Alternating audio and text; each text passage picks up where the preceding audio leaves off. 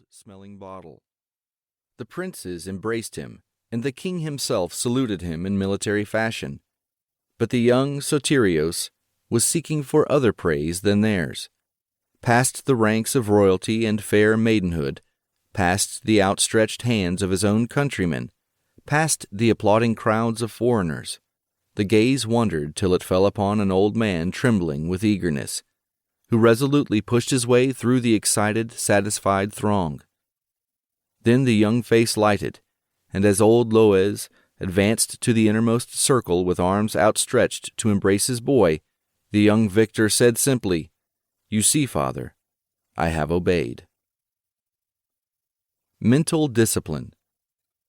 The athlete trains for his race, and the mind must be put into training if one will win life's race. It is, says Professor Matthews, only by continued, strenuous efforts, repeated again and again, day after day, week after week, and month after month, that the ability can be acquired to fasten the mind to one subject, however abstract or naughty, to the exclusion of everything else. The process of obtaining this self-mastery, this complete command of one's mental powers, is a gradual one, its length varying with the mental constitution of each person, but its acquisition is worth infinitely more than the utmost labor it ever costs. Perhaps the most valuable result of all education, it was said by Professor Huxley, is the ability to make yourself do the thing you have to do when it ought to be done. Whether you like it or not, it is the first lesson which ought to be learned, and however early a man's training begins, it is probably the last lesson which he learns thoroughly. Doing things once. When Henry Ward Beecher was asked how it was that he could accomplish so much more than other men, he replied, "I don't do more, but less than other people.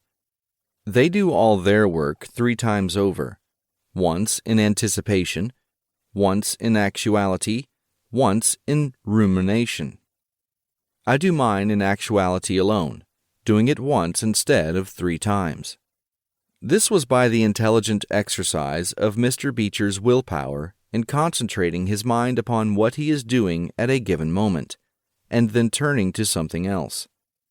Any one who has observed businessmen closely has noticed this characteristic. One of the secrets of a successful life is to be able to hold all of our energies upon one point, to focus all of the scattered rays of the mind upon one place or thing.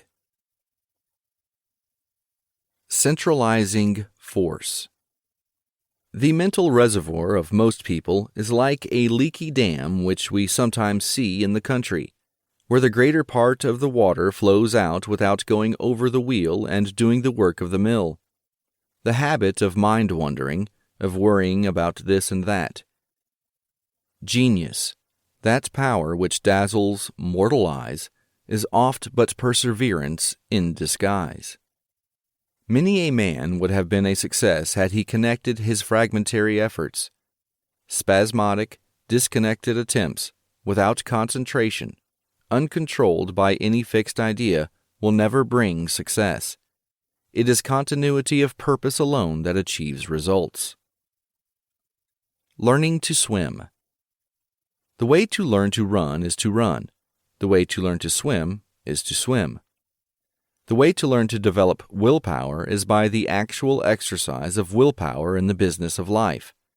The man that exercises his will, says an English essayist, makes it a stronger and more effective force in proportion to the extent to which such exercise is intelligently and perseveringly maintained.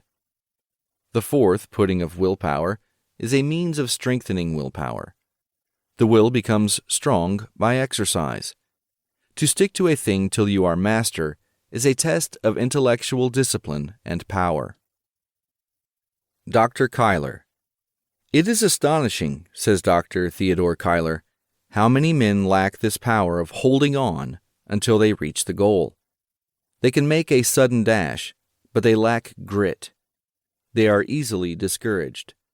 They get on as long as everything goes smoothly, but when there is friction, they lose heart.